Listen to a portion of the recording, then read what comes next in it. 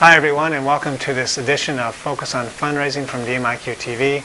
I'm Ethan Boldt, Chief Content Officer of DirectMarketingIQ. And I'm Peggy Hatch, Publishing Director of DirectMarketingIQ and Fundraising Success. And as you can see, we're both in the pink, which can only mean we're going to be talking about direct mail packages having to do with breast cancer awareness. You know, the Who's Mailing What archive has many interesting mailings that raise money for this important cause, and here are just a handful. The question, Peggy, is how do you decide? How does a donor decide who to give to?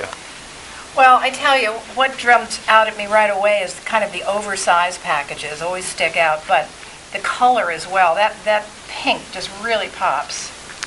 That is true. The pink does pop, but you know, what's most important here, I think, is the copy, and that's where they're really getting competitive. For example, the Memorial Sloan Kettering, they say it's your best choice to defeat breast cancer.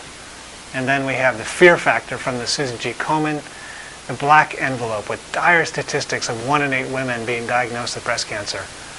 And then countering the pink ribbon of the SGK is National Breast Cancer Coalition Fund. They say pink ribbons are not enough. And finally, another SGK, here a Bank of America affinity promotion offering $100 if you support pink ribbon checking.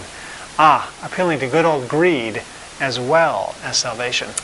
Well, I agree. There are certainly some very, very different approaches here. I think I'd still probably jump into the pink envelope first, but you know me.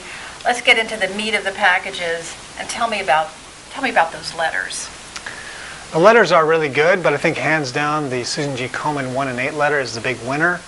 They start off with that great handwriting question, will it be someone you know? To hitting all those copy driver buttons that get people going. For example, they say 1 in 8 women in the U.S. will be diagnosed with breast cancer in her lifetime. Chances are, sooner or later, someone close to you will be diagnosed. That's going to get to everybody. That's the definition of using fear to motivate the donor prospect to act. Plus, there's that envelope opener, big window on the back, which shows that quote along with 8 circles. The device of scratching off one of the circles on the enclosed card is frankly morbid, but it's pretty brilliant. And I think equally smart on that outer envelope, having the do not bend. I mean, there's something inside. I've got to check it out. It's more than paper. I think that's always terrific. But interesting that here's a big pink mailer using an outer black envelope. I think it's very ironic and really interesting. That's absolutely true. And don't forget they include those free address labels. That's always a plus. So it's my pick for best of the pinks. Love it. Best of the pinks. So to recap, the envelope's job is to get the donor inside, but to seal the deal and to get the donor to write the check, the letter needs to be personal and powerful. And adding other elements that engage the donor, that really helps support the message. Exactly. So now you can make your own comparisons with these great mail pieces. You can download them for free.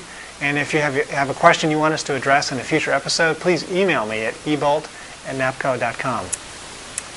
Thank you, Ethan, and thank you for watching today. And I also want to give a thanks to MSP for sponsoring this episode. We really appreciate their support. Also, if you want to see more on fundraising direct mail packages, please go to who'smailingwhat.com and look at the fundraising from your particular sector. And that wraps up today's Focus on Fundraising. See you next time.